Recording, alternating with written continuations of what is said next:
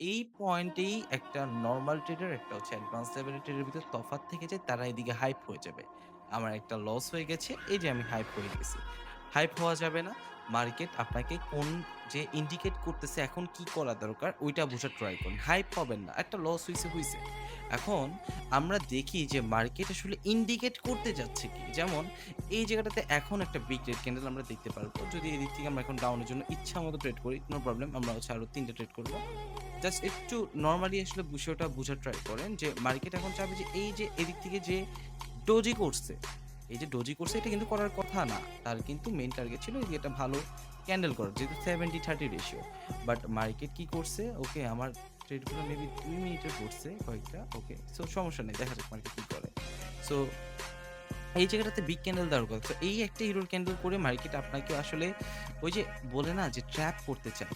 এই যে ট্র্যাপ, এই যে দেখেন আমার কিন্তু প্রফিট এসে পড়ছে মনে হয়। আর হচ্ছে আরেকটা ক্যান্ডেল রানিং চলতেছে। নো প্রবলেম এই ক্যান্ডেলটা যেহেতু গ্র্যাব করতে পারে নাই ২ টা অলরেডি প্রফিট এসে পড়ছে। আর হচ্ছে মেবি ৩ টা চলতেছে। সো ২ মিনিটের ট্রেড পড়ে গেছে এটা। No problem. বাট এই ক্যান্ডেলটা আমি জানতাম যে এতটুকুই আসা ট্রাই করবে।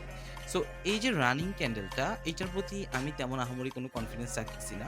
সো দেখা যাক মার্কেট এটা কি বলে, কি করে। ওকে, এটা যদি প্রফিটও আসে তাহলেও এটা হচ্ছে লাকের উপর ছেড়ে দিতে হবে। কারণ এটার ভিতরে আমার কোনো ইন্টারেস্ট ছিল না ট্রেড করার। বাট এদিকে আমার ২ মিনিটের ট্রেডটা পড়ে গেছে দেখে ট্রেড হয়ে গেছে। ওকে, সো দেখা যাক মার্কেট কি করে। লস দিচ্ছে, হাইপ হওয়া যাবে না। একটা ট্রেডারের ক্ষেত্রে বলেন, আপনি যেকোনো বিষয়ের ক্ষেত্রে বলেন, আপনি হাইপ হইয়েন না। ওকে?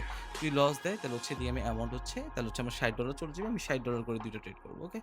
সো দেখা যাক মার্কেট কি করে। এটা হচ্ছে টোটালি লাকের উপর ছেড়ে দিতে হচ্ছে। কারণ হচ্ছে এদিকে আমার ইন্টারেস্ট ছিল না ট্রেড করার। ওকে? সো এটার প্রতি আমার কোনো লজিক জানা নাই, কোনো নলেজ নাই। সো আমি এদিকে ট্রেড না করে এভয়েড করাটা বেটার ছিল আমার।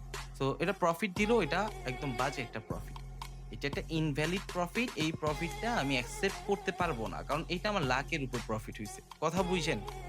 আমি এই ট্রেডটা করছি, এদিকে আমার ২ টা প্রফিট হইছে। এই ট্রেডটা আমার লাকের উপর ৩ টা প্রফিট দিছে। তার মানে কি আমি হ্যাপি হয়ে যাব? একদমই না। আমি একটা ট্রেডার মানুষ। আমার আমার ভিতর যে নলেজ আছে, ওই নলেজের উপর বেস করে আমার যে স্ট্র্যাটেজি আছে, যে কনসেপ্ট আছে, ওগুলোর উপর আমি ট্রেড করব। সো মার্কেট যখন লাখের উপর প্রফিট দেয়, এই পয়েন্টে খুশি হয়ে লাভ নাই। আপনি এই লাখের উপর ট্রেড করলে আজীবন লসেই থাকবেন। আজকে প্রফিট করছেন ৩ টা, কালকে ৬ টা লস করবেন। সো দরকার আছে। বুঝার ট্রাই করেন। ট্রেডার, যেহেতু ট্রেডার হইতেছেন, বুঝার ট্রাই করেন বিষয়গুলা।